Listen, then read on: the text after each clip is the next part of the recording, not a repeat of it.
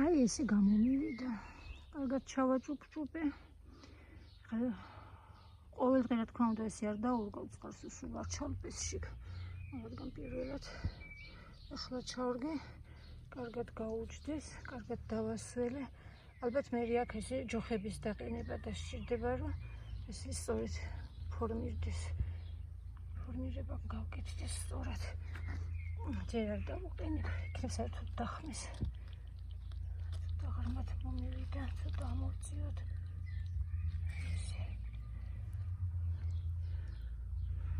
შვიდი ძირი ჰორტენზია.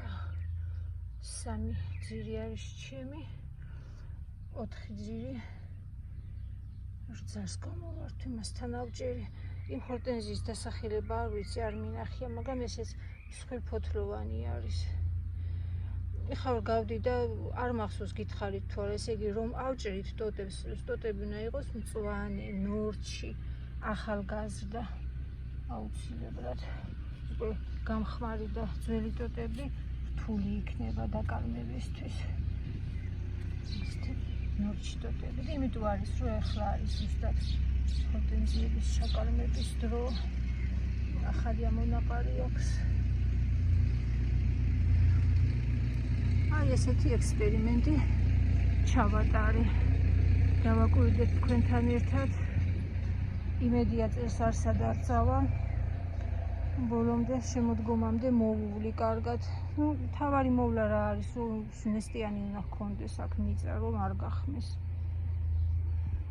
კალმების არ იყოს, ერთი კალამი დამრჩა, სულ დამიხმა.